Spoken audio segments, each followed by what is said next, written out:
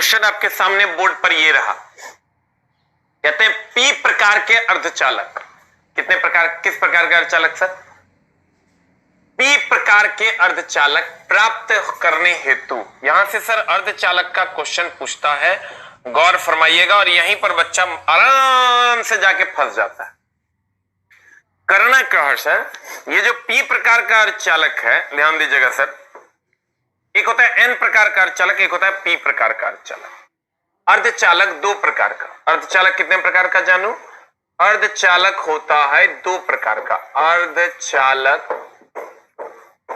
दो प्रकार का, एक होता है पी प्रकार का अर्धचालक और एक होता है सर एन प्रकार का अर्धचालक, एक होता है एन प्रकार का अर्धचालक। अब एक होता है पी प्रकार का अर्धचालक, एक होता है एन प्रकार का अर्धचालक। तो पी प्रकार का अर्धचालक में सर अर्धचालक चतुर संयोजी होता है। अर्धचालक की अगर हम बात करें तो इसकी संयोजकता 4 होती है। अर्धचालक की संयोजकता अर्धचालक की संयोजकता 4 होती है, संयोजकता 4 होती है। जितने भी अर्धचालक है, सिलिकॉन, जर्मेनियम, ये भी क्वेश्चन पूछता है, सिलिकॉन और जर्मेनियम के अर्धचालक की चालकता कितनी होती है? 4। सिलिकॉन जर्मेनियम अर्धचालक की चालकता 4, सिलिकॉन जर्मेनियम या अर्धचालक की चालकता संयोजकता 4, संयोजकता 4, संयोजकता 4, संयोजकता 4। जब जब जब जब जब त्रिसंयोजी मिलाते हैं, त्रिसंयोजी मिलाते तब बनता है पी प्रकार का अर्धचालक। और जब पंच संयोजी मिलाते हैं तब बनता है पंच संयोजी मिलाते तब बनता है सर एन प्रकार का अर्धचालक। त्रिसंयोजी मिलाते हैं तो बनता है पी प्रकार का, पंच संयोजी मिलाते हैं तो एन प्रकार का। अब यहां इसमें होल्स के कारण धारा का प्रवाह होता है, इसमें होल्स के कारण धारा, और इसमें जाओगे तो इसमें इलेक्ट्रॉन के कारण धारा, इसमें इलेक्ट्रॉन के इस सब क्वेश्चन जितना हम लिख रहे हैं चला बोर्ड पर रिपीटेडली पूछा जाता है, इलेक्ट्रॉन के कारण धारा। और अगर इसमें आओगे तो एक और पॉइंट्स में हम चलते हैं, इसके एग्जांपल्स त्रिसंयोजी के कौन कौन है ये पूछता है। अब त्रिसंयोजी के एग्जांपल अगर पूछा जाता है, बोरॉन, बाल, गंगा, इंडियन, तिलक। और इधर आओगे इसके एग्जांपल पंच संयोजी के जो एग्जांपल हैं, पंच संयोजी के जो एग्जांपल हैं उसमें आ जाते हैं सर, पंच संयोजी के एग्जांपल में आ जाते हैं नाइट्रोजन, फॉस्फोरस, आर्सेनिक, एंटीमनी। जल्दी से लिख लो क्वेश्चन से जितने हमने लिखे हैं इस पूरे टॉपिक के सबसे इंपॉर्टेंट क्वेश्चंस में से आते हैं। सेमीकंडक्टर में यहीं से क्वेश्चंस रहते हैं। अर्धचालक की संयोजकता 4 है, पी प्रकार का अर्धचालक, एन प्रकार का अर्धचालक। पी प्रकार में त्रिसंयोजी, जब 4 संयोजकता वाले में 3 संयोजी मिलाते हैं तो पी प्रकार का बनता है, और जब पंच संयोजी मिलाते हैं तो एन प्रकार का बनता है।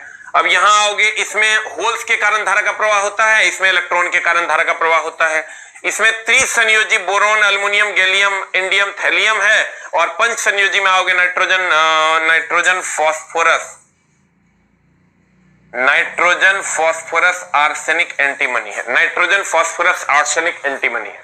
जल्दी से इसको लिख लो, नाइट्रोजन, फॉस्फोरस, आर्सेनिक, एंटीमनी है। थोड़ी सी हैंडराइटिंग मेरी खराब होती है, इसलिए सर एकदम आराम से लिख लेना है। दिल के रास्तों में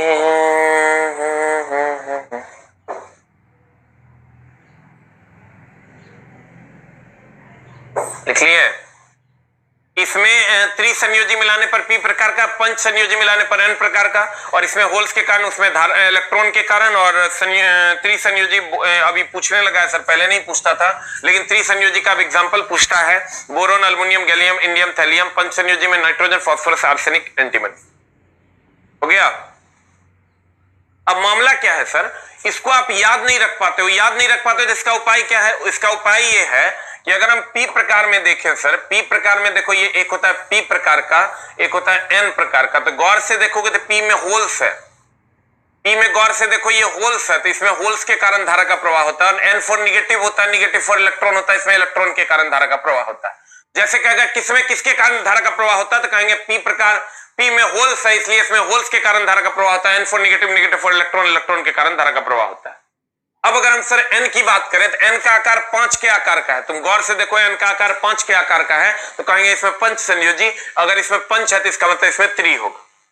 फिर से समझ लो, हम हमेशा ही क्वेश्चन बता दिया करते हैं बच्चों को, क्योंकि यहां प्रॉब्लम होता है। इसमें होल है इसलिए इसमें होल्स के कारण धारा का प्रवाह, N4 नेगेटिव है, नेगेटिव फॉर इलेक्ट्रॉन के कारण धारा का प्रवाह, और इसका आकार 5 के आकार का है N का, इसलिए हम कहेंगे इसमें पंच संयोजी, N प्रकार के अर्धचालक में पंच संयोजी के कारण धारा का प्रवाह, तो इसमें हो जाएगा त्रिसंयोजी के कारण धारा का प्रवाह, क्योंकि 4 जो होता है वो अर्धचालक का अपना होता है। तो 4 में 5 मिलाओगे तो N प्रकार है, 4 में 3 मिलाओगे तो P प्रकार।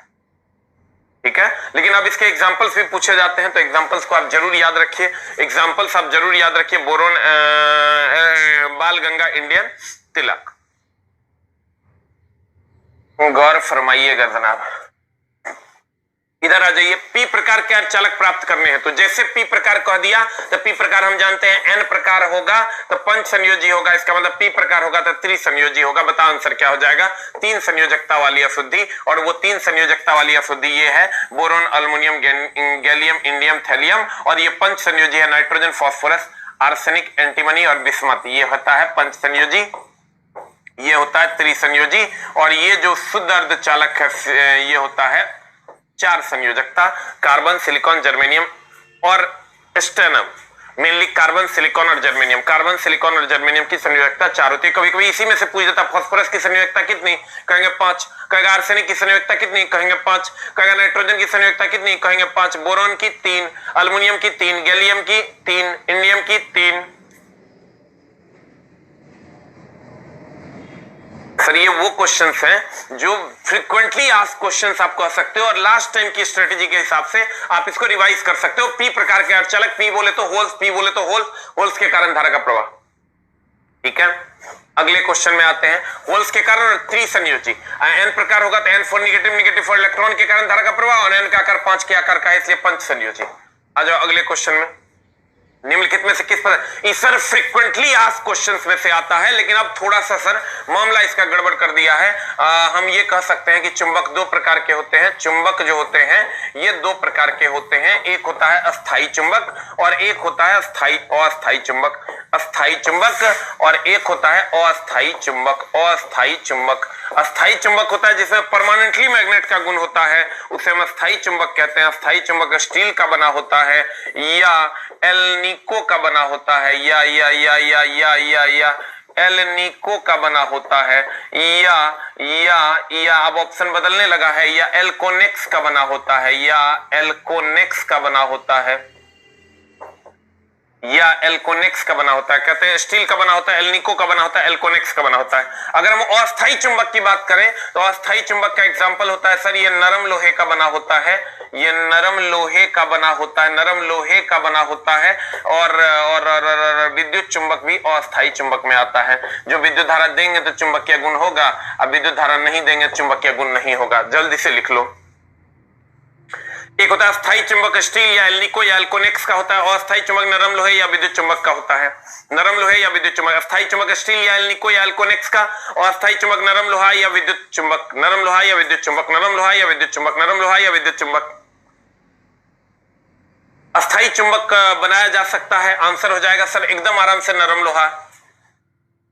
अस्थाई चुंबक स्टील, एल्निको, एल्कोनेक्स का, और अस्थाई चुंबक नरम लोहा या विद्युत चुंबक। विद्युत चुंबक को हाईलाइट कर लेना, विद्युत चुंबक अस्थाई चुंबक है, विद्युत चुंबक अस्थाई चुंबक है, विद्युत चुंबक अस्थाई चुंबक है, विद्युत चुंबक अस्थाई चुंबक है, विद्युत चुंबक अस्थाई चुंबक है, विद्युत चुंबक अस्थाई चुंबक है। एक चीज और तुमको देगा कि अगर हम इससे आगे बढ़ते हैं, इससे अगर हम आगे बढ़ते हैं तो एक चीज और तुमको क्या देगा, चला तुमको देगा कि बताइए कि निम्न में से कौन प्रतिचुंबक, अनुचुंबक और लोह चुंबक। इसका सवाल जब देवे करता है अधिकतर, लेकिन अब तुम्हारे सेट में देगा कि नहीं पता, लेकिन सर इसका सवाल जरूर देता है। प्रतिचुंबक, अनुचुंबक और एक और होता है जनाब, और वो होता है लोह चुंबक। अगर तुम पढ़ा होगा चुंबकीय पदार्थ तीन प्रकार के होते हैं, एक होता है प्रतिचुंबक, एक होता है अनुचुंबक, एक होता है लोह चुंबक। अब प्रतिचुंबक, अनुचुंबक और लोह चुंबक के एग्जांपल्स पूछे जाते हैं। इसको सर कभी कभी इंग्लिश में ही लिख दिया जाता है, इंग्लिश को हिंदी में लिख दिया जाता है डाई मैग्नेट, एक होता है पारा मैग्नेट, पारा मैग्नेट, और एक होता है फेरो मैग्नेट, एक होता है सर फेरो मैग्नेट।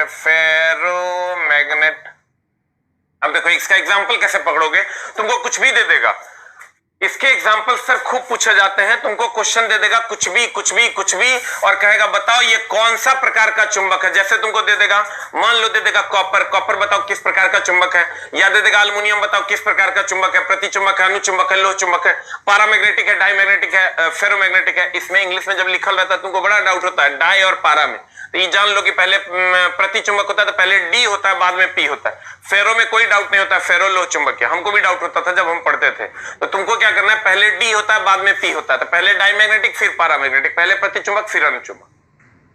अब देखो यही सब छोटा छोटा डाउट है ना, चला जो एग्जाम हॉल में तेरा इतना गला दबाएगा कि तू जी नहीं पाएगा। मैं तो ये मानता हूं कि सारे टीचर की जवाबदेही है अभी कि जितने भी डाउट्स हैं वो बच्चों की क्लियर करें बोर्ड पर आके, और जहां जहां बच्चे फंसते हैं वहां वहां उनको बताएं कि यहाँ आप फंसिएगा नहीं।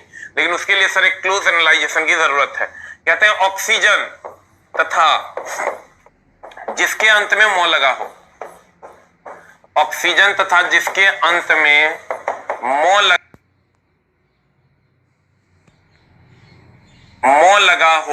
लगा हो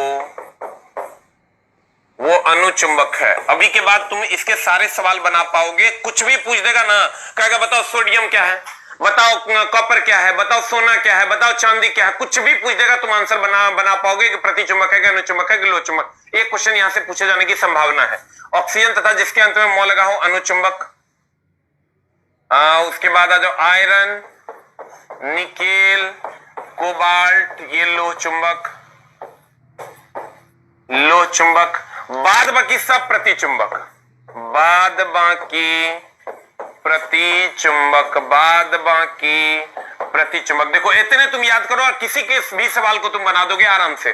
कैसे, ऑक्सीजन तथा जिसके अंत में मौ लगा हो अनुचुंबक, आयरन, निकेल, कोबाल्ट, लोह चुंबक, बाद बाकी सब प्रतिचुंबक। ऑक्सीजन तथा जिसके अंत में मौ लगा हो अनुचुंबक, आयरन, निकेल, कोबाल्ट, लोह चुंबक, बाद बाकी सब प्रतिचुंबक। अब तुमको एग्जांपल्स अगर दिया जाता है, मान लेते तुमको एग्जांपल दिया जाता है कि बताओ ये क्या है, एग्जांपल में तुमको दे देगा जल। तुम क्या करो, जल से ये पूछो क्या तुम ऑक्सीजन हो, ये कहेगा हम नहीं है, तो कहेगा तुम्हारे अंत में मौ लगा हुआ है, तो कहेगा नहीं हम तो जल है, हमारे अंत में मौ कहां लगल है, तो कहेगा कि बताओ तब तुम आयरन, निकेल, कोबाल्ट हो गया, तो ये कहेगा नहीं है। इसका मतलब तुम समझ लेना कि बाद बाकी में आ गया, इसका मतलब ये प्रतिचुंबक। इसके सारे सवाल को आप बना जाइए, आपसे सवाल बन जाएंगे। जैसे तुमको दे देता है मान लो कि अल्युमिनियम, तो तुम कहना ए अल्युमिनियम, तोरा में मोल ऑक्सीजन है क्या तुम, तो कहेगा ये नहीं, तो कहेंगे तुम्हारे अंत में मौ लगल है क्या, तो कहेगा हाँ, तो हम कहेंगे तू अनुचुंबक। अगर तुमको क्वेश्चन देता है कि बताओ कॉपर, तो कहेंगे एक कॉपर, तो एक कॉपर तू ऑक्सीजन है क्या, तो कहेगा नहीं, तो कहेंगे तुम्हारे अंत में मौ लगल, तो ये मत समझना क्यूप्रम, अपने मन से नाम ने चेंज कर देना है, कॉपर कॉपर है, तो कहेंगे मौ लगल है क्या, तो कहेंगे नहीं, तो कहेगा आयरन, निकेल, कोबाल्ट है क्या तू, कहेगा नहीं, तो इसका मतलब कहेंगे बाद बाकी में है, इसका मतलब तुम प्रतिचुंबक। फिर अगर आते हैं अगर हम आते हैं मान लो कि आयरन पे, तो आयरन को पूछेंगे बता तू ऑक्सीजन है क्या, तो कहेंगे नहीं है, कहेंगे तेरे अंत में मौ लगल है क्या, तो कहेगा नहीं है, तो कहेंगे का मतलब तू आयरन, निकेल, कोबाल्ट है क्या, कहेंगे हाँ हाँ हम आयरन तो हैं, तो कहना अच्छा तो तू लोह चुंबक है, क्योंकि आयरन, निकेल, कोबाल्ट लोह चुंबक है। इस आधार पे आप इसके लगभग सारे सवाल एग्जाम्स के बना सकते हैं, कहीं कोई समस्या नहीं है। देखिए जल्दी से लिख लीजिए, ऑक्सीजन तथा जिसके अंत में मौ लगा हो अनुचुंबक, आयरन, निकेल, कोबाल्ट, लोह चुंबक, बाद बाकी सब प्रतिचुंबक। ऑक्सीजन तथा जिसके अंत में मौ लगा है अनुचुंबक, आयरन, निकेल, कोबाल्ट, लोह चुंबक, बाद बाकी सब प्रतिचुंबक। ऑक्सीजन तथा जिसके अंत में मौ लगा है अनुचुंबक, आयरन, निकेल, कोबाल्ट, लोह चुंबक, बाद बाकी सब प्रतिचुंबक। अब आ जाइए सर यहाँ, निम्नलिखित में से किस पदार्थ को अस्थायी चुंबक कहते हैं, तो सब बना देगा अस्थायी चुंबक, अस्थायी चुंबक। अस्थायी चुंबक बता क्या होगा, अच्छा अस्थायी चुंबक नहीं बना सकते, इसका मतलब अस्थायी चुंबक, नरम लोहा। अगला क्वेश्चन, 12 वोल्ट के विभवांतर। सर दो क्वेश्चन यहां से पूछा जा रहा है जो बोर्ड रिपीटेडली पूछ रहा है, वो है ये। एक तो पूछ रहा है E बराबर एफ बाई क्यू पर, डायरेक्ट फॉर्मूला बेस्ड सवाल पूछ रहा है, और V बराबर डब्ल्यू बाई क्यू पे। यहां से डायरेक्ट सवाल आ रहे हैं जो तुमको बना जाना है। E बराबर एफ बाई क्यू। E क्या है सर? E विद्युतीय क्षेत्र की तीव्रता है। E विद्युतीय क्षेत्र की तीव्रता है, क्षेत्र की तीव्रता है, विद्युतीय क्षेत्र की तीव्रता है। F क्या है सर? तो F कहेंगे बल है। Q क्या है सर? तो Q आवेश है, Q आवेश है। और यहां आओगे भी क्या है सर? तो भी विभव है, भी विभव है। W क्या है? W कार्य है। Q क्या है सर? तो आवेश है। Q क्या है सर? आवेश है। जल्दी से लिख लीजिए, इस पर डायरेक्ट आपको न्यूमेरिकल मिल जाएंगे जब आप सेट बनाओगे। तो आप पता नहीं आगे भी पूछना चाहिए जैसा कि सेट में पहले पूछा है। Good morning, good morning, good morning सबको, गुड मॉर्निंग सबको, प्यार भरा प्रणाम है सर। भारत की धरती से सत सत नमन। जी जनाब। कहते हैं आजकल कुछ कुछ लड़कों सब ना लड़की वाला आईडी बना बना के, अरे शर्म नहीं आता है रे, छी गंदा लड़का था। कहते हैं E बराबर एफ बाई क्यू, विद्युतीय क्षेत्र की तीव्रता E है, F बल है, Q आवेश है। V बराबर डब्ल्यू बाई क्यू, V विभव है, W कार्य है, Q आवेश है। V विभव है, W कार्य है, Q आवेश है। जल्दी से लिख लीजिए सर, लिखे। E बराबर एफ बाई क्यू, E विद्युतीय क्षेत्र की तीव्रता है, F बल है, Q आवेश है। V बराबर डब्ल्यू बाई क्यू, V विभव है, W कार्य है, Q आवेश है। हो गया?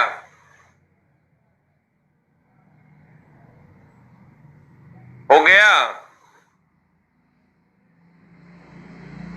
अब देखो, इस पर सवाल तुमको डायरेक्ट पूछे जाते हैं। तुम कुछ मत करो, 12 वोल्ट का विभवांतर है, यानी V बराबर हो गया 12 वोल्ट। होने वाले बिंदुओं के बीच किया गया कार्य 36 जूल है, तो किया गया कार्य यानी W दे दिया है तुमको 36 जूल। उन बिंदुओं के बीच बहने वाली विद्युत आवेश का मान क्या होगा? Q का मान बताओ क्या होगा? Q बराबर वाट, तुमको पता है। V बराबर W बाई क्यू लगा देंगे, V बराबर W बाई क्यू लगा देंगे। हमको Q चाहिए, Q बराबर W बाई V हो जाएगा। W बाई V कर दो, W का मान है 36, V का मान है 12, यानी 36 बटा 12 is equal to 3 coulomb is the answer. Answer answer direct इस पर सवाल पूछे जा रहे हैं। V बराबर W बाई क्यू, E बराबर F बाई क्यू, V बराबर W बाई क्यू, E बराबर F बाई क्यू, V बराबर W बाई क्यू, E बराबर F बाई क्यू, V बराबर W बाई क्यू, E बराबर F बाई क्यू, V बराबर W by Q, E बराबर F by Q, V बराबर W by Q, E बराबर F by Q, V बराबर W by Q, E बराबर F by Q, V बराबर W by Q, E बराबर F by Q. खट से लगाओगे फट से आंसर आ जाए। मैं सारे वो इंपॉर्टेंट न्यूमेरिकल्स भी तुमको इसी में करवा दे रहा हूं, चला जो जो पूछे जा रहे हैं बहुत ज्यादा मात्रा में। V बराबर W बाई क्यू, E बराबर F बाई क्यू। आ जाए इधर, V बराबर E बराबर F बाई क्यू, V बराबर W बाई क्यू, E बराबर F बाई क्यू, V बराबर W बाई क्यू। इसको एकदम देख लेना है। अगला कहता वास्तविक प्रतिबिंब पाने के लिए, चला यहां से क्वेश्चन पूछा ही जा रहा है। एक अगर जब भी न्यूमेरिकल पूछा जा रहा है तो मिरर से क्वेश्चन पूछता है, मिरर से एक क्वेश्चन पूछता है, तो इसको सर एकदम आराम से बना जाना है। तुमको पता है दर्पण सूत्र क्या है? तुमको पता है भाई मेरे दर्पण सूत्र क्या है? नहीं पता है तो मामला गड़बड़ है। 1 बाई भी प्लस 1 बाई यू बराबर 1 बाई एफ। को नहीं जानता है जग में कि दर्पण सूत्र 1 बाई भी प्लस 1 बाई यू बराबर 1 बाई एफ होता है। कहते हैं वास्तविक प्रतिबिंब पाने के लिए एक वस्तु 20 सेंटीमीटर की फोकस दूरी वाले अवतल दर्पण, जैसे 20 सेंटीमीटर की फोकस दूरी वाले अवतल दर्पण को दिया, F बराबर अवतल दर्पण है, तो अवतल दर्पण में सर इस साइड फोकस होता है तो माइनस हो जाएगा, माइनस 20 सेंटीमीटर। अवतल दर्पण से 30 सेंटीमीटर की दूरी पर रखा है, U हमेशा निगेटिव होता है, माइनस 30 सेंटीमीटर की दूरी पर रखा है। दर्पण से प्रतिबिंब की दूरी क्या होगी? V बराबर वाट, प्रतिबिंब दूरी मांग रहा है। हमेशा ये ध्यान रखना चला, U का मान हमेशा निगेटिव होता है चाहे वो दर्पण हो कि लेंस हो। U का मान हमेशा निगेटिव होता है चाहे वो दर्पण हो या लेंस हो। जानू जानू जानू जानू, U का मान हमेशा निगेटिव होता है चाहे वो दर्पण हो कि लेंस हो। U का मान हमेशा निगेटिव होता है चाहे वो दर्पण हो या लेंस हो। U का मान हमेशा निगेटिव होता है चाहे वो दर्पण हो या लेंस हो। U का मान हमेशा निगेटिव होता है चाहे वो दर्पण हो या लेंस हो, ये प्रॉपर्ली ध्यान रखना। और अवतल दर्पण होगा तो U का मान इस साइड होगा, F का मान निगेटिव हो जाएगा। यही उत्तल दर्पण, ये अवतल में और उत्तल में अगर आते हो तो उत्तल में अगर तुम आते हो तो उत्तल में F इस साइड होता है तो F पॉजिटिव हो जाता है। दर्पण में भी और लेंस में भी, दर्पण में भी और लेंस में भी एफ का मान निगेटिव होता है। अवतल दर्पण अवतल लेंस में एफ का मान निगेटिव है, उत्तल दर्पण उत्तल लेंस में एफ का मान पॉजिटिव, उत्तल दर्पण उत्तल लेंस एफ का मान पॉजिटिव, उत्तल दर्पण उत्तल लेंस एफ का मान पॉजिटिव, अवतल दर्पण अवतल लेंस एफ का मान निगेटिव। यू हमेशा निगेटिव होता है, इतने जान लो, चिन्ह परिपाटी तो हर सवाल बन जाएगा। अवतल दर्पण अवतल लेंस एफ का मान निगेटिव, उत्तल दर्पण उत्तल लेंस एफ का मान पॉजिटिव है, यू हमेशा निगेटिव होता है, इतने जान लो, सब क्वेश्चन बन जाएगा। अब just put and get the result. जल्दी से सर पुट कर दीजिए और गेट द रिजल्ट कर लीजिए। 1/v इज इक्वल टू हो जाएगा 1/f माइनस 1/u। अब 1/v इज इक्वल टू हो जाएगा 1/f। f का मान कितना है, तो f का मान है -20 minus of 1/u, minus of 1/u, ये हो जाएगा -30। इसको सॉल्व कर लीजिए, you will get the answer. बताइए आंसर क्या हो जाएगा, आंसर बताइए सर क्या हो जाएगा, आंसर बताओ क्या आ रहा है रे। ए की भी किसी ये अनाधून टिपटिपा दिया है, मतलब ये ए आएगा, भी बराबर आ जाएगा 60 सेंटीमीटर आंसर। एक सवाल यहां से रहता है, तुमको कुछ नहीं करना है। अवतल दर्पण अवतल लेंस एफ का मान निगेटिव, उत्तल दर्पण उत्तल लेंस एफ का मान पॉजिटिव, यू हमेशा निगेटिव होता है, यू हमेशा निगेटिव होता है, यू हमेशा निगेटिव होता है, यू हमेशा निगेटिव होता है। तेरी मोहब्बत में अने होता लिख लो, कहे कि तोरा लास्ट टाइम में लिखल नहीं जाएगा, हम तोरा लिखिए देते हैं। रुक, चिन्ह परिपाटी के में इतने चीज याद रखना तो हर काम हो जाएगा। हो गया।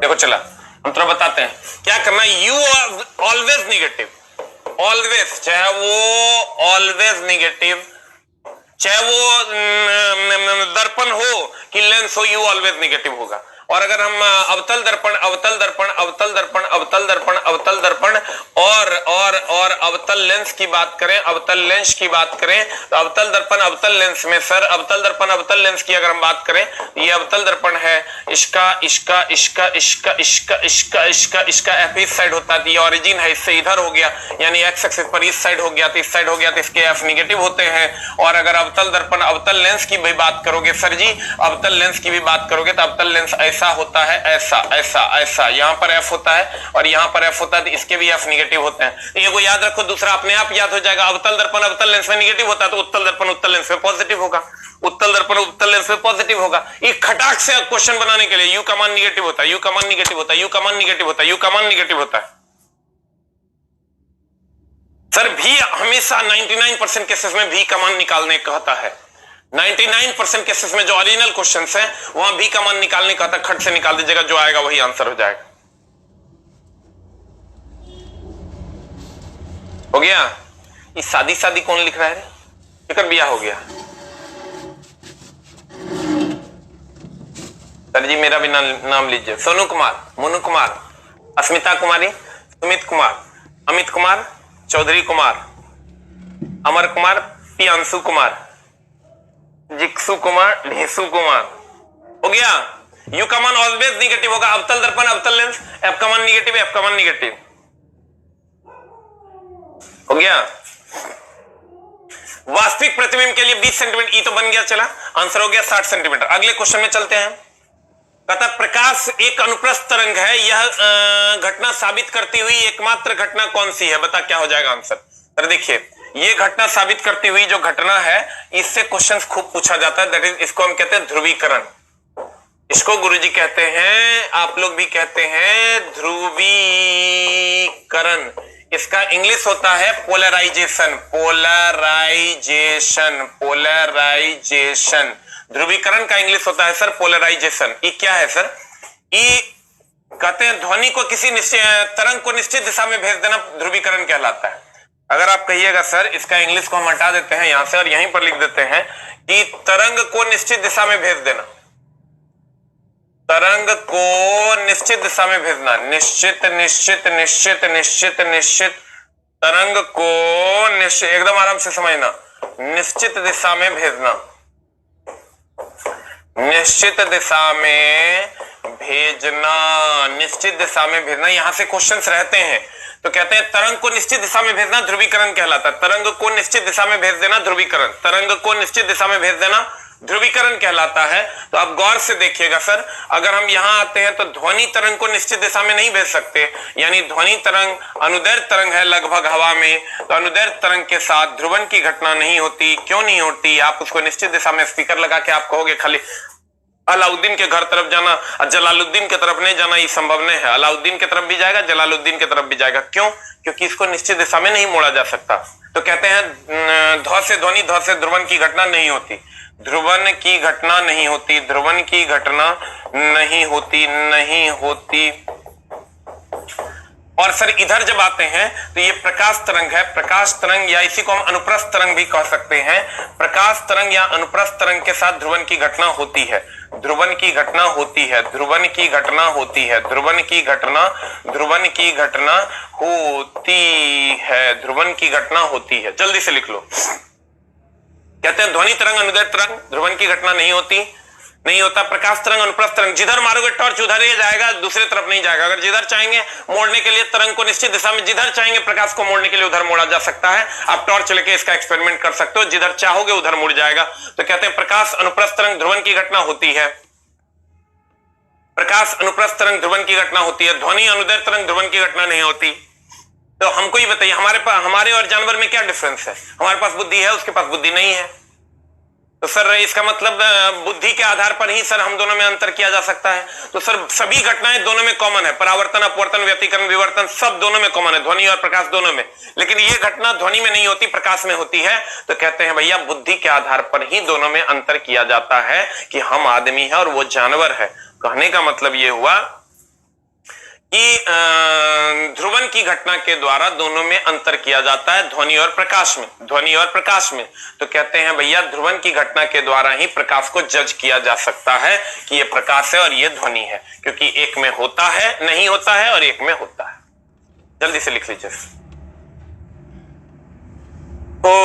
हो राजा लिखा हो गया, हो गया। ध्रुवीकरण, तरंग निश्चित दिशा में भेजना, ध्वनि अनुदैर्ध्य तरंग है, प्रकाश अनुप्रस्थ तरंग है। आ जाइए सर इधर।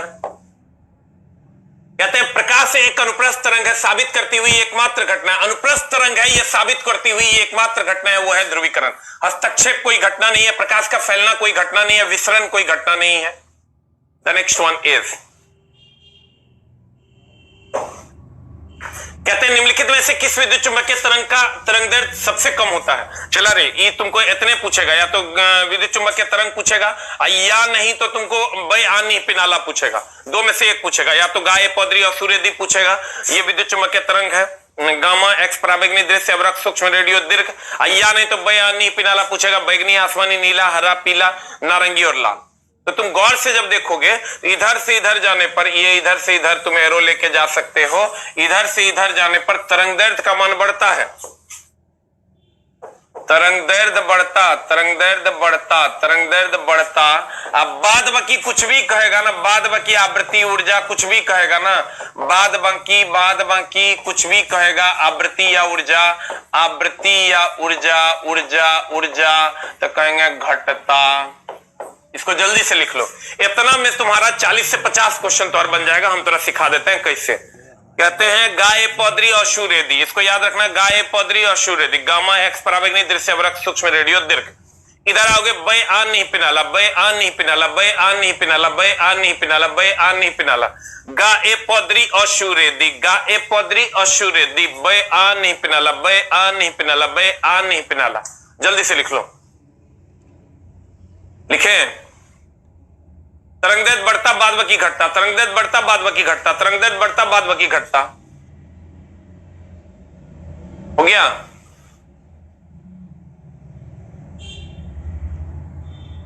हो गया। तो देखो निम्नलिखित में से किस विद्युत चुंबकीय तरंग की का तरंगदैर्ध्य सबसे कम होता है? तो सर गौर से देखिएगा, इधर से इधर जाने पर तरंगदैर्ध्य बढ़ता है, इसका मतलब इधर वाले का सबसे कम होगा।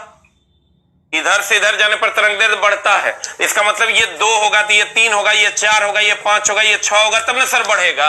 इसका मतलब इधर वाले का सबसे कम होगा। देखो गामा है क्या ऑप्शन में? है, ये है, आंसर मार दो डी। गामा नहीं रहता तो एक्स मारते, एक्स नहीं रहता तो पराबैंगनी मारते, पराबैंगनी रहता तो दृश्य मारते।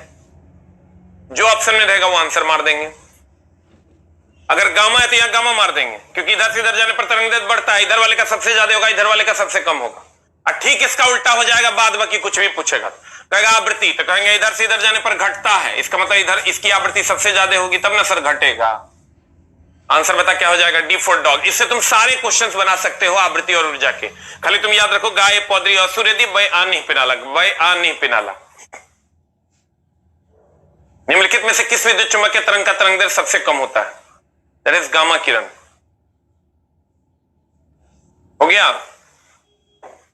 अगला कहते हैं सूर्य द्वारा उत्सर्जित हानिकारक किरण क्या है?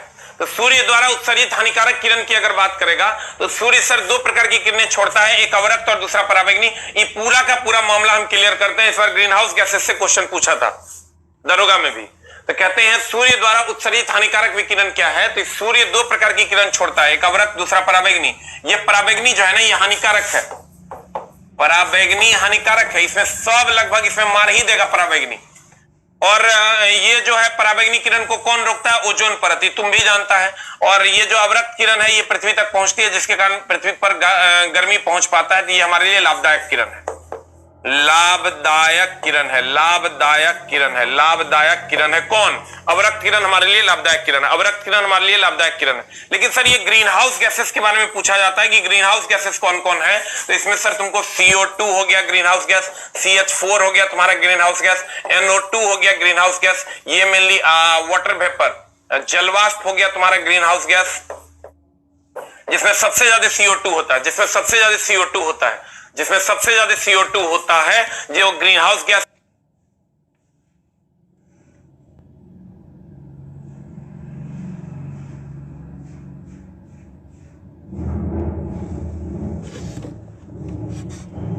का लिस्ट एकदम पूछबे करता है अधिकतर एग्जाम में। CO2 CH4 NO2 जलवाष्प, CO2 CH4 NO2 जलवाष्प।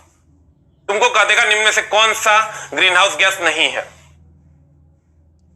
हो गया। आंसर बता क्या हो जाएगा? सूर्य द्वारा उत्सर्जित हानिकारक विकिरण है, हानिकारक विकिरण में पराबैंगनी किरण हो जाएगा। गामा किरण की अगर बात करें इसका तरंगदैर्ध्य सबसे कम होता है, तरंगदैर्ध्य सबसे कम होता है, तरंगदैर्ध्य सबसे कम, लेमडा सबसे कम पूछता है, लेमडा सबसे कम, लेकिन भेदन क्षमता सबसे अधिक, सबसे कम। अब बाद में कुछ भी पूछेगा सबसे अधिक। अवरक्त किरण के द्वारा गर्मी पृथ्वी तक पहुंच पाती है। कुहासे में फोटोग्राफी के लिए इसका उपयोग करते हैं। जो पूछेगा वही मेरे मुंह से निकल रहा है, खाली तुम सुन लो, कोशिश करोगे तो बहुत सारा क्वेश्चन बन जाएगा। अल्फा एकमात्र रेडियो सक्रिय किरण है, अल्फा पॉजिटिव, अल्फा पर पॉजिटिव चार्ज होता है और इसका द्रव्यमान हाइड्रोजन हीलियम के द्रव्यमान के बराबर होता है। बीटा पर निगेटिव चार्ज होता है, उसका द्रव्यमान हाइड्रोजन के द्रव्यमान के लगभग बराबर होता है। दोनों क्वेश्चन पूछा है, PDF ऑलरेडी डाल दिया गया है। तो सर ये जो किरण है गामा, गामा के बारे में क्वेश्चन पूछेगा। सबसे कम तरंगदैर्ध्य होता है, सबसे अधिक सब कुछ होता है, बाद बाकी आवृत्ति, ऊर्जा, भेदन क्षमता सब कुछ सबसे अधिक होता है। उसके बाद एक्स की बात सब जानता है, रोंटगन ने खोज किया था टूटी हड्डियों की जांच में, रवाओं की जांच में इसका उपयोग होता है। टंगस्टन की धातु से जब उच्च तीव्रता वाले विद्युत धारा को प्रवाहित किया जाता है तब एक्स किरण निकलता है। पराबैंगनी के बारे में अभी तुरंत तुम जाने हो, पराबैंगनी सबसे ज्यादा चमड़े का कैंसर फैलाता है, ओजोन परत द्वारा अवशोषित कर लिया जाता है या लौटा दिया जाता है, हानिकारक किरण है। उसके बाद दृश्य किरण है, उसको देखने के लिए यूज करते हैं। दृश्य के बाद आ जाओ अवरक्त, अवरक्त सबसे गर्म विद्युत चुम्बकीय तरंग के लिस्ट में आता है। अवरक्त सबसे लाभदायक किरण है, ये सबसे लाभदायक किरण है, सबसे लाभदायक किरण है हमारे लिए, क्योंकि सूर्य की गर्मी हम तक पहुंच पाती है, क्योंकि सूर्य की गर्मी हम तक पहुंच पाती है। ओजोन परत क्या करता है सर? ओजोन परत इसको रोक देता है पराबैंगनी किरणों को, इस सब जानता है। ओजोन परत का क्षय हो रहा है क्लोरोफ्लोरोकार्बन के कारण, ठीक है। अब आ जाइए सर इधर क्वेश्चन नंबर नेक्स्ट पे, डैश में विसरण अध्यतिकी। आजकल इस क्वेश्चन का ट्रेंड बहुत बढ़ा हुआ है। ये जो क्वेश्चन है कहता है विसरण, विसरण का मतलब होता है सर घुल मिल जाना, विसरण का मतलब होता है घुल मिल जाना, घुल मिल जाना। हमने इसके सारे सवाल को, हम इसके सारे सवाल को लेकर आए हैं, गौर फरमाइएगा।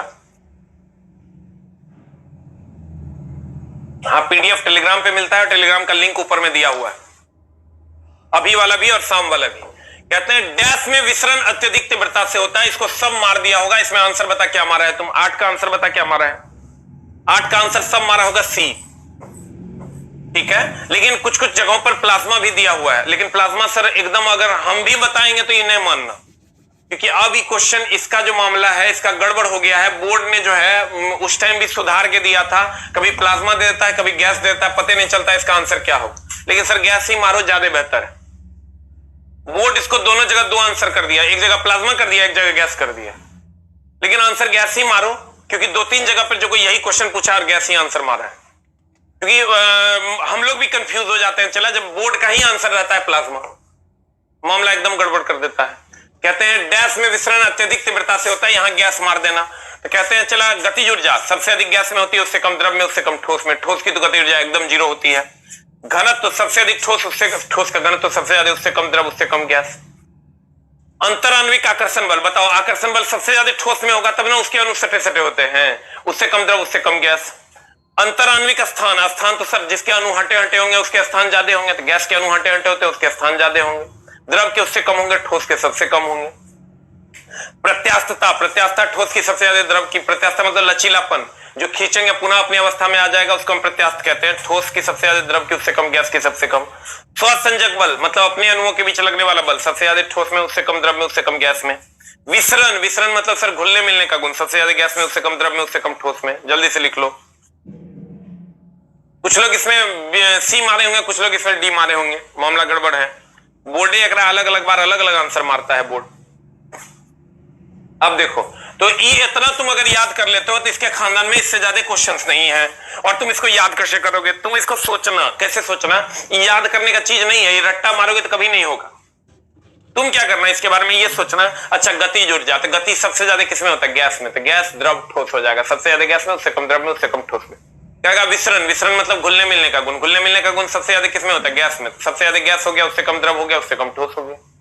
कहेगा घनत्व, तो कहेंगे सबसे ज्यादा ठोस में होता है, उससे कम द्रव में होता है, उससे कम गैस में होता है, क्योंकि सबसे नजदीक नजदीक सटे सटे कण ठोस के होते हैं, नहीं होते हैं। प्रत्यास्थता मतलब लचीलापन, सबसे ज्यादा ठोस, उससे कम द्रव, सबसे कम गैस। उसके बाद स्वसंजक बल, स्वसंजक बल मतलब अपने अणुओं के बीच लगने वाला बल, तो सबसे ज्यादा ठोस, उससे कम द्रव, उससे कम गैस।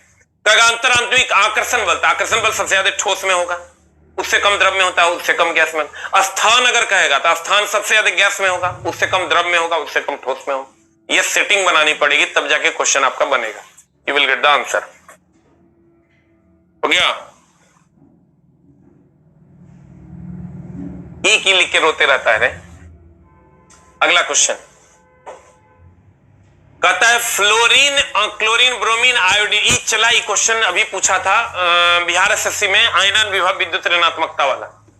ये क्वेश्चन सजाने के लिए पूछा है, ठीक ना, इसलिए बढ़िया से देख लो, सब एग्जाम में पूछ रहा है। कहता फ्लोरीन, क्लोरीन, ब्रोमीन फिर आयोडीन तक जाने में विद्युत ऋणात्मकता। सर जब इधर से इधर जाते हैं तो ये वर्ग है, और वर्ग में विद्युत ऋणात्मकता का मान घटता है। देखो आंसर क्या है? घटता है, बढ़ता है, अस्थिर रहता है, कम हो जाता है। आंसर हो जाएगा कम हो जाता है। पहले घटता है फिर बढ़ता है। कुछ लोग तो पता नहीं, वो 4 डिग्री से वाला क्वेश्चन मार के आना धुन मारता है, पहले घटता है फिर बढ़ता है। Hello hello hello. अब देखो चला, हम बताते हैं। अगला ये जो है ना, तुमको देगा विद्युत ऋणात्मकता। विद्युत, हम इस बार एक बार और रिवीजन कर देते हैं। तुम्हारा इसमें लगभग 7-8 क्वेश्चन होता है, तो हम गुरुजी का परम दायित्व है, तो एक बार रिवीजन कर देना। विद्युत ऋणात्मकता, आयनन विभव, इलेक्ट्रॉन बंधुता, इलेक्ट्रॉन, एकदम शॉर्ट रिवीजन कर देते हैं। चला एकदम, तो और कभी क्वेश्चन में दिक्कत नहीं होगा। इलेक्ट्रॉन बंधुता, विद्युत धनात्मकता भी एकरे में लपेट लो। विद्युत धनात्मकता, इस सब की अगर आप बात करोगे, इस सब की अगर आप बात करोगे, इस सब की अगर आप बात करोगे, तो आवर्त में लेफ्ट टू राइट जाने पर, आवर्त समझ रहा होगा। अब नहीं समझ रहा था, अब तो अंतिम घड़ी आ गया, अब अगला बार के वैकेंसी के काम करना होगा। आवर्त में लेफ्ट टू राइट जाएंगे, और वर्ग में जाएंगे तो टॉप टू बॉटम जाएंगे। वर्ग में जाएंगे top to bottom, top to bottom मतलब ऊपर से नीचे। तो आवर्त का स्पेलिंग बड़ा है इसलिए इसमें बढ़ता है, और वर्ग का स्पेलिंग छोटा है इसलिए इसमें घटता है। इसमें भी सर आवर्त का स्पेलिंग बढ़ता है इसलिए बढ़ता, वर्ग का स्पेलिंग छोटा है इसलिए घटता। इस क्वेश्चन से एकदम मत डरना। आवर्त का स्पेलिंग बड़ा है इसलिए बढ़ता, वर्ग का स्पेलिंग छोटा है इसलिए घटता। आवर्त का स्पेलिंग बड़ा है इसलिए बढ़ता, वर्ग का स्पेलिंग छोटा है इसलिए घटता। देखो विद्युत ऋणात्मकता, आवर्त का और वर्ग का अगर हम बात करें, आवर्त का स्पेलिंग बड़ा है इसलिए बढ़ता, वर्ग का स्पेलिंग छोटा है इसलिए घटता। एक लाइन का बात हो गया? हो गया? आवर्त का स्पेलिंग बड़ा है इसलिए बढ़ता, वर्ग का स्पेलिंग छोटा है इसलिए घटता। आयनन विभव आवर्त का स्पेलिंग बड़ा है इसलिए बढ़ता, वर्ग का स्पेलिंग छोटा है इसलिए घटता। इलेक्ट्रॉन बंद होता है, आवर्त का स्पेलिंग बड़ा ना है, वर्ग का स्पेलिंग छोटा है। ये सब बढ़ता बढ़ता घटता घटता, ये एकदम रिवीजन कर लो। और लास्ट में वो उल्टा होता है, वो लिख लो परमाणु त्रिज्या, परमाणु त्रिज्या, परमाणु त्रिज्या, परमाणु त्रिज्या, परमाणु त्रिज्या, आयतन, आकार, जो कह दो उल्टा होता है। ये बढ़ता है, ये सब, ये घटता, ये बढ़ता है, ये सब, ये घटता है, ये बढ़ता। जल्दी से जान हमर जाने मन हमर, जल्दी से लिख ले। इंग्लिश में भी ट्रांसलेट कर दीजिए। हाँ, इंग्लिश तनी गुरुजी के मामला गड़बड़ एकदम नहीं है। Electronegativity, ionisation potential, electron affinity, electropositivity, atomic radius, volume and size. जल्दी से लिख। आवर्त के पीरियड होता है, वर्ग के ग्रुप होता है।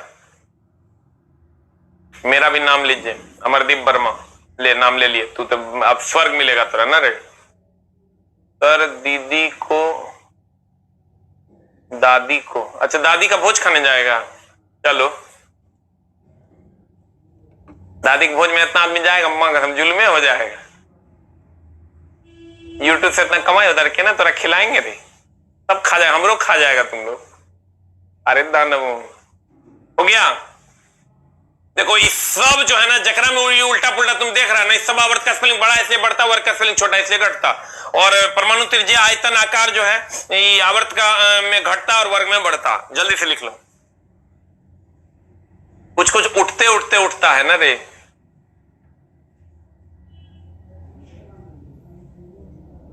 हो गया। पता चला है, वो बड़ा अजीब लगा। हम एक लड़का था, हमको लगता है दिल्ली का, उसको पता नहीं चला कि एसके झा कौन है।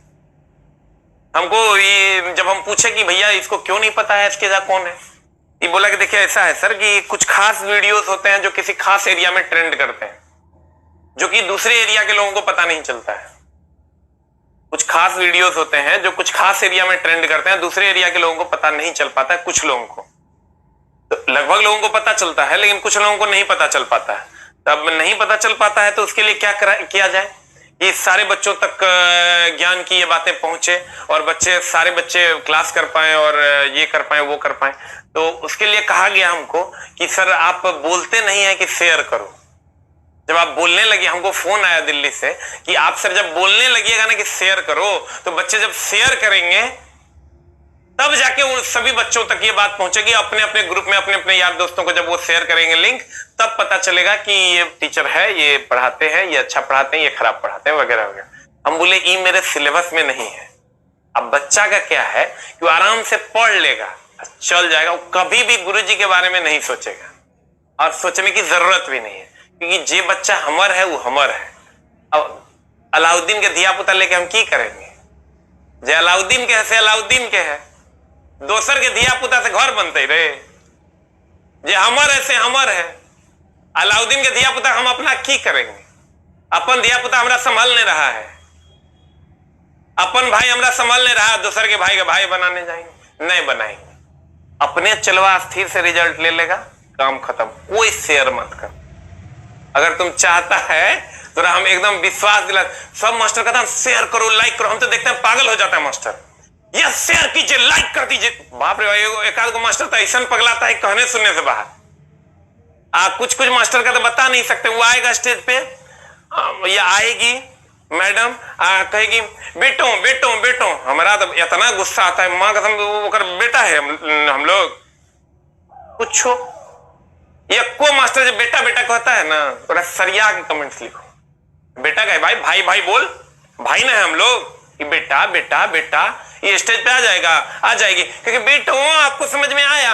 अरे माँ कसम, ये कौन तरीका है? भाई बोल, भाई बोल ना, भाई बोलने में क्या दिक्कत है?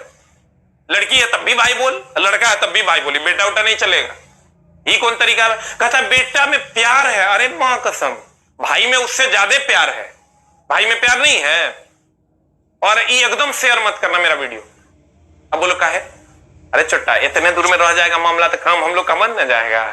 आज झूठे दोसर के धिया पुता के अपना के हम की करेंगे? क्या कर है नहीं है, केने है नहीं है, ओकरा हम भाई बना की करेगा, अपन भाई हमारा संभाल नहीं रहा है, माँ कसम सुबह शाम पढ़ा रहे हैं, तो यूं लगता है कि वो पढ़ा देते ठीक रहता, वो पढ़ाते ठीक। मेरे वीडियो को एकदम शेयर करने की जरूरत नहीं है, ठीक है, लाइक भी मत करो, सब्सक्राइब तो एकदम मत करो। बोलो का है, जैसे तुम सब्सक्राइब करेगा YouTube पे ज्यादा सब्सक्रिप्शन होंगे तो YouTube हमको प्रमोट करना शुरू कर देगा दूसरे एरिया में। उससे क्या होगा, तुम्हारा नुकसान है।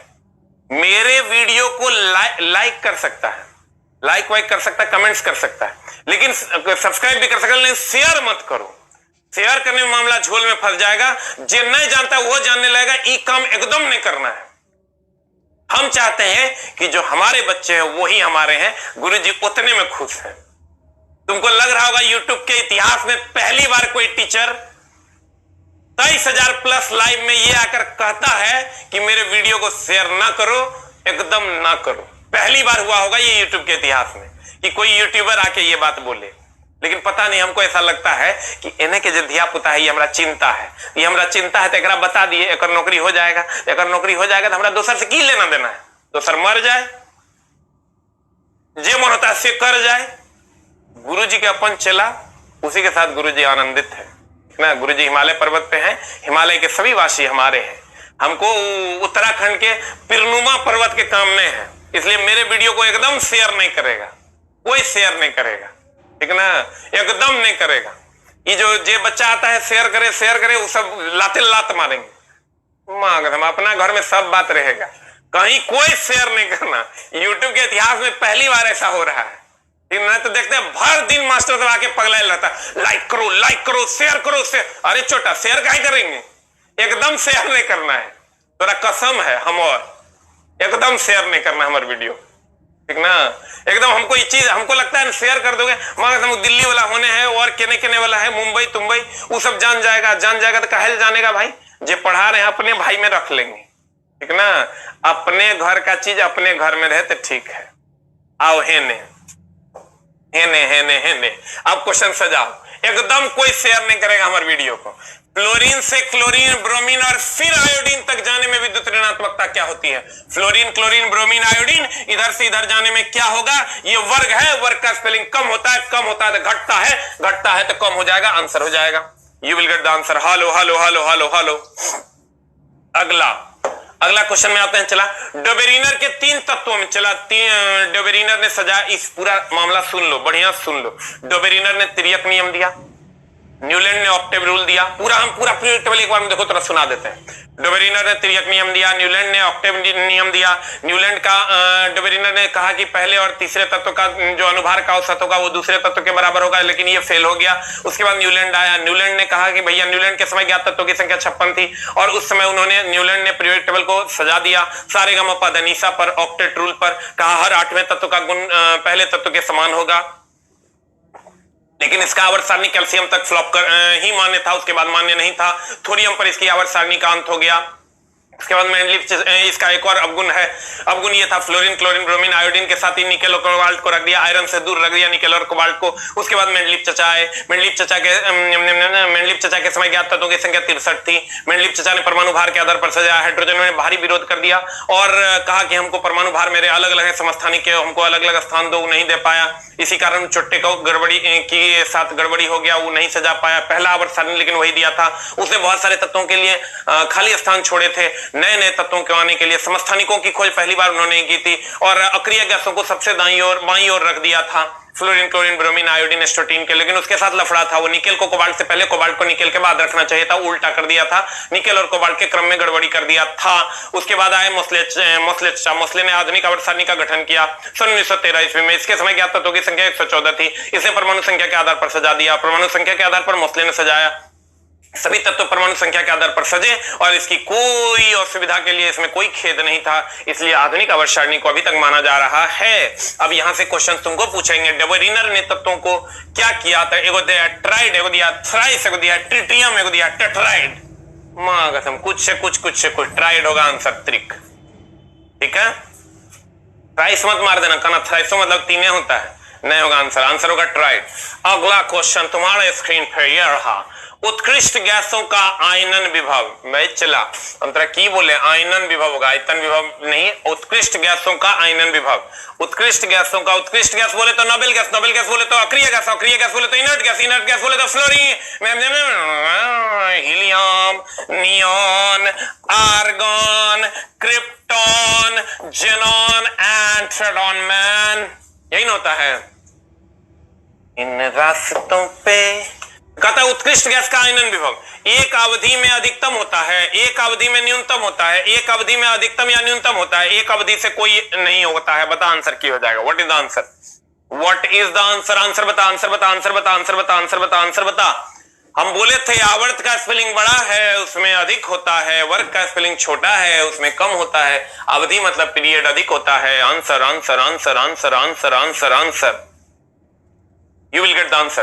कुछ बच्चे सुतले रह जाते हैं, भगवान उनकी आत्मा को शांति दे, परमानेंट शांति देगा, जिंदगी भर शांत रहेगा। इसलिए प्यारे बच्चों टाइम से उठिए और हमको थेसिस देना बंद कर दीजिए कि सर धीरे पढ़ाइए कि फास्ट पढ़ाइए। हमारा गुरु जी के पता है तोहर गुरु हम कि हमर गुरु तू। अरे दानव कहते हैं सोडियम कार्बोनेट जो कि एक क्षार है, बहुत अच्छी बात है, सोडियम कार्बोनेट जो कि एक क्षार है का उपयोग निम्न में से क्या करने के लिए किया जाता है। ये स्टेटमेंट टाइप क्वेश्चन सर पूछे जाते हैं, इसलिए आंसर बता इसका क्या होगा। कहता है बोरेक्स जैसे सोडियम यौगिक का निर्माण करता है। सही बात है, Na2B4O7 बोरेक्स का फॉर्मूला होता है, तो उसमें सोडियम होता है। जल की अस्थायी कठोरता दूर करने के लिए एकदम सोडियम कार्बोनेट का उपयोग करते हैं।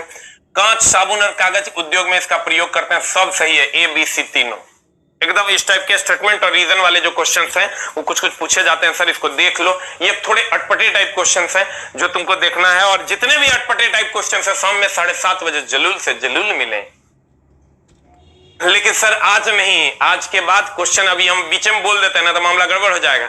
आज के बाद की जो कक्षा है, चूंकि मेरी दादी का देहांत हो चुका है और आज नखवाल है, आज गुरुजी बाल कटाएंगे, अभी तक घर नहीं पहुंचे हैं, मामला एकदम संगीन है। और दादी मेरी हमको बहुत मानती थी, मतलब बता नहीं सकते कितना मानती थी। 111 साल की उम्र में उनका डेथ हुआ है और हमको हर हाल में 2 दिन के लिए जाना ही पड़ेगा। सर कोई उपाय नहीं है। तो सर सोम मंगल कार्यक्रम है, बुध को हम आएंगे और गुरुवार से आपकी कक्षा ले पाएंगे। तो आपकी कक्षा आज के बाद मेरी जितनी भी कक्षाएं हैं वो सभी कक्षाएं गुरुवार से होगी, बाद बाकी सभी कक्षाएं अपने नियमित समय पर शेड्यूल्ड है। ठीक है, ये भी क्लास तुम्हारा गुरुवार को मॉर्निंग में होगा और उसके बाद आपका जो 6ठा क्लास है, 4 क्लास और हम बोले उसमें सारा मामला हम शेड्यूल कर देंगे। तो आंसर हो जाएगा इसका ABC। कहता है निम्नलिखित में से कौन सा विकल्प सर्वाधिक विद्युत धनी तत्व के इलेक्ट्रॉनिक विन्यास का प्रतिनिधित्व करता है। एकरा में झोल है, ये क्वेश्चन एकदम झोलिया है। सर्वाधिक विद्युत धनी, विद्युत धनी मतलब समझ लो इलेक्ट्रोपॉजिटिव की बात कर रहा है। तो वही होता है इधर से इधर जाने पर आवर्त में जो है वो बढ़ता, आवर्त में जो है वो बढ़ता, आवर्त में बढ़ता, इधर से इधर जाने पर घटता, वर्ग में घटता। तो कहता है निम्नलिखित में से कौन सा विकल्प सर्वाधिक विद्युत धनी तत्व के इलेक्ट्रॉनिक विन्यास का प्रतिनिधित्व करता। बता आंसर क्या हो जाएगा। What is the answer for 13 का आंसर बता क्या हो जाएगा। कहते हैं सर्वाधिक विद्युत धनी तत्व का इलेक्ट्रॉनिक विन्यास। सर सर्वाधिक विद्युत धनी तत्व की अगर बात करोगे तो इलेक्ट्रॉनिक विन्यास उसका क्या है, गौर से देखो। ये हीलियम 2s1 है, तो यानी हीलियम का होता है 2 और उसके बाद 2 1 3 हो गया। हीलियम का होता है 2 और 2 1 3 हो गया, तो 2 1 3 हो गया, 2 1 2 3 ये हो गया लिथियम, ये हो गया चला ए नंबर ऑप्शन तो है। उसके बाद है हीलियम 2s2, तो हीलियम होता है 2 और 2 4, तो ये हो गया तुम्हारा 4 4 4 हो गया बेरिलियम। उसके बाद आता है चला जेनॉन 2s2, जेनॉन 2s2, तो जेनॉन होता है तुम्हारा 54 और 54 और 2 हो गया 56 और 54 2 56, 54 2 56 हो गया बेरिलियम, ये हो गया तुम्हारा बी नंबर ऑप्शन और ई हो गया तुम्हारा सी number option.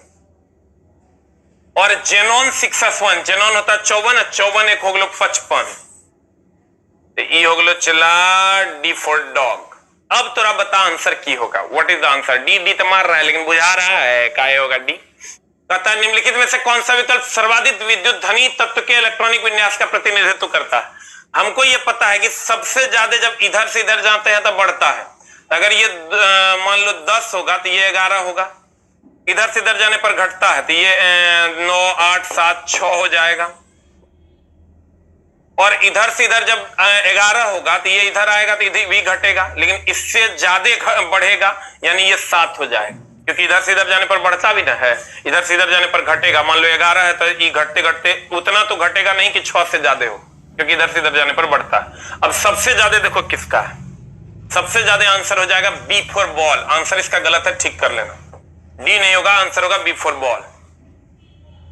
B for ball हो जाएगा। Very good very good very good very good. Answer देख लो क्या है, तेरा का आंसर देख लो, आंसर ठीक कर लेना, तेरा का आंसर होगा बी फॉर बॉल।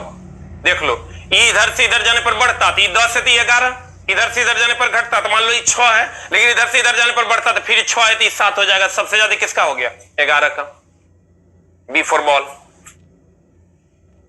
अगला अगला अगला अगला सब उसी से ये क्वेश्चन आता है सर, इसीलिए हम 8 तुमको लिखा दिए हैं। अगला, निम्नलिखित में से कौन सा यौगिक डबल बॉन्ड, एकदम एकरा से तोरा एकर खानदान से 50 को क्वेश्चन पूछा है, तुम एक फॉर्मूला एकदम याद रखो। एल्केन का फॉर्मूला है CnH2n, CnH2n प्लस 2, एल्कीन का फॉर्मूला है CnH2n, और एल्काइन का फॉर्मूला है CnH2n माइनस 2। एल्केन का फॉर्मूला CnH2n प्लस 2, एल्कीन का फॉर्मूला CnH2n, एल्काइन का फॉर्मूला CnH2n माइनस 2 लिखा। अब देखो एल्केन का होता है ANE सिंगल बॉन्ड, एल्कीन का होता है ENE डबल बॉन्ड, एल्काइन का होता है YNE ट्रिपल बॉन्ड। अब बता क्या हो जाएगा, कहता है निम्नलिखित में से कौन सा यौगिक डबल बॉन्ड, डबल बॉन्ड हो जाएगा मतलब एल्कीन हो जाएगा। एल्कीन मतलब ENE से अंत होगा, ENE से अंत होगा। देखो कौन सा है, प्रोपाइन है, प्रोपीन है, प्रोपेनॉल है, प्रोपेन है, तो आंसर प्रोपीन हो जाएगा क्योंकि ENE से अंत होगा आंसर। इसके खानदान से चला कम से कम 50 को क्वेश्चन पूछा है। Alkane alkene alkyne, alkane alkene alkyne, alkane होता है सिंगल बॉन्ड, एल्कीन होता है डबल बॉन्ड, एल्काइन होता है ट्रिपल बॉन्ड। एल्केन का फॉर्मूला CnH2n प्लस 2, उससे 2 घटेगा दिया आ जाएगा, उससे 2 घटेगा दिया आ जाएगा। ये विल गेट द आंसर। अगला सवाल सेम सवाल है, नीचे दिए गए IUPAC नामों में से कौन सा अलग है उसका चयन कीजिए। तो सर कौन सा अलग है, तुम ये खाली इसको ऐसे बनाना चला कि देखना कौन सा मामला फॉलो कर रहा है। तुम देखना OH के साथ तो नहीं हो सकता, ये तो एकदम सेम है। तुम ये देखो कि 2 दूनी 4 1 5 है, 4 दूनी 8 1 9 है, 3 दूनी 6 1 7 तो नहीं है, 1 1 1 1 दूनी 2 1 3 तो है। तुम देखो सेम ट्रेंड को कौन फॉलो नहीं कर रहा है वो आंसर हो जाएगा। देखो कैसे, फॉर्मूला तुमको नहीं भी याद है, OH सेम है। तुम देखो 4 दूनी 8 1 9, 2 दूनी 4 1 5, 1 1 1 1 दूनी 2 1 3, 3 दूनी 6 1 7 होना चाहिए, फॉलो नहीं कर रहा आंसर। देखो अलग कर रहा है ना, ये फॉर्मूला हमको नहीं पता है। तुम क्या करो, 4 दूनी 8 1 9, 2 दूनी 4 1 5, 1 दूनी 2 1 3, 3 दूनी 6 1 7 नहीं फॉलो कर रहा है आंसर। इस टाइप के सवाल एकदम पूछे जा रहे हैं, मामला एकदम टाइट है। अगला क्वेश्चन, निम्नलिखित को मिलान करें। इस टाइप का मिलान करने वाला जो मामला है ना, ये खूब पूछा जाता है। बता इसका आंसर क्या होगा, व्हाट इज द आंसर। पदार्थ का परमाणु सिद्धांत, सर ये तो जैसे ही देखेगा ना बच्चा, जैसे ही देखेगा, देखो एक का C है, एक का C है, और यहाँ एक का B है, एक का A है, तो ये तुम जान लो कि यही दोनों में से कोई एक आंसर होगा। ये दोनों आंसर नहीं होगा, ये आंसर नहीं होगा, ये भी आंसर नहीं होगा। अब एक का C है, ये फिक्स है, इसका मतलब एक का C ये फिक्स है। अब जब यहां आते हो चला तो इसमें भी देखो तुम 2 का A है, 2 का A है, तो 2 का A भी फिक्स है। पोटेशियम सल्फेट यौगिक है, ये भी फिक्स है। इसका मतलब पोटेशियम सल्फेट यौगिक है, ये भी, इसमें भी, इसमें भी। इसमें आओगे 3 का D और 3 का A है, तो देख लो ये डिसाइड कर पाते हो कि नहीं। 3 का सोडियम का फॉर्मूला Na है, तो मार दो ना आंसर, इतना का सोचना है। सोडियम का 3 का D आंसर। सर कोशिश करना जो तुम जानते हो उससे आंसर निकल पाता है कि नहीं। अगर उससे आंसर नहीं निकल पाता है तभी क्वेश्चन नहीं बनेगा। अगर तुम 4 में से 1 2 भी जानते हो तुम्हारा काम हो जाए। हो गया। अगला, कोई एक जानते हो सर, एनालाइज करके बनाओगे तभी सवाल बनेगा। डिंब के साथ शुक्राणु का निषेचन बताओ कहां होता है। फेलोपियन ट्यूब में। फेलोपियन ट्यूब से खूब क्वेश्चन पूछ रहा है। शुक्राणु का जो निषेचन होता है फेलोपियन ट्यूब में होता है। वेरी वेरी इंपॉर्टेंट, ये जो ट्यूब है इसी में शुक्राणुओं का निषेचन होता है। खूब पूछता है, ये फेलोपियन ट्यूब घिना घिना के पूछा है, इसलिए सर इसको एकदम ध्यान में रखेगा और कोशिश करेगा कि रिप्रोडक्टिव सिस्टम को जरूर पढ़ के जाए। सिंगेमी क्या कहलाता है? सर, एक शुक्राणु और एक अंडाणु का संयुग्मन। ये 5 से 6 बारी क्वेश्चन पूछा है। सिंगेमी कुछ नहीं है, एक अंडाणु और एक शुक्राणु जब आपस में मिलते हैं तो सिंगेमी का निर्माण करता है, उसी को हम सिंगेमी कहते हैं। सिंगेमी इनिशियल प्रोडक्ट ऑफ भ्रूण है। एक शुक्राणु और एक अंडाणु जब मिलता है तो उसे हम सिंगेमी कहते हैं। अगला, उस उम्र का नाम बताइए जिसके दौरान मानव पुरुषों और महिलाओं में के प्रजनन अंग कार्यात्मक हो जाते हैं, गोनाड्स युग्मकों और सेक्स हार्मोन्स का उत्पादन शुरू कर देते हैं और मानव यौन के प्रति परिपक्व हो जाता है, उसे हम किशोरावस्था कहते हैं। पूरा लंबा चौड़ा छोड़ दिया है, अब मामला जवानी का है, बाकी कुछ नहीं है। तो आंसर हो जाएगा तुम्हारा किशोरावस्था। यौन प्रजनन तो होगा नहीं, यौन प्रजनन नहीं होता, गर्भ में प्रजनन होता है और निश्चित जनन भी नहीं होगा। आंसर, रसायन के लिए गणना की इकाई, यहां सर क्वेश्चन एकदम सिंपल है। रसायन विज्ञान में गणना की इकाई मोल है। ये मोल 7वां एसआई मात्रक है। मोल कैवां एसआई मात्रक है? चला 7वां एसआई मात्रक है। दिल करे ना चला तो एक बार मोल का न्यूमेरिकल जरूर देख के चल जाना। और सर ग्रुप डी वगैरह में तो फिक्स है, ग्रुप डी का सिलेबस सर एकदम एनालाइज्ड है। इसमें तो चूंकि 15 क्वेश्चन रहना है एनटीपीसी में, इसलिए सर इसमें न्यूमेरिकल्स पूछे जाने की संभावना कम है। लेकिन सर जो न्यूमेरिकल जितना हम बता रहे हैं वो फिक्स है, पूछेगा तो वहीं से पूछना चाहिए, और नहीं तो सर पूरा न्यूमेरिकल का प्लेलिस्ट दिया हुआ है, उसको पढ़िए, बाद में हमको गाली देने से कुछ नहीं होगा, क्योंकि हम आनी मुनी हम नहीं जानी की पूछेगा। हम तेरा पढ़ाइए नहीं रहे, डांस तो हम कर नहीं रहे, नहीं तो बाद में तू एक को क्वेश्चन नहीं लड़ता लड़का सर याद गरिया देगा। अरे दानव एसके जा की कर रहा है, तो नाच सिखा रहा है, कदुआ कैसे रोकते हैं, इसलिए बढ़िया से पढ़। तो सर रसायन विज्ञान में इकाई है मोल। अणु, अणु यौगिक का सूक्ष्मतम कण, अणु से तो खूब क्वेश्चन पूछता है। यौगिक का सूक्ष्मतम कण, यौगिक का सूक्ष्मतम कण अणु है, यौगिक का सूक्ष्मतम कण अणु है। एनोड की अगर हम बात करें, ये पॉजिटिव होता है, ऋणायन होता है तो कैथोड हो जाता है, ऋणायन होता है तो कैथोड हो जाता है, ऋणायन होता है तो कैथोड हो जाता है, एनोड होता है तो पॉजिटिव होता है। सर हम कोशिश करते हैं कि आपका कंप्लीट रिवीजन हो सके, और आज के बाद कक्षा गुरुवार को होगी। कितने लोग ऐसे हैं सर जो अभी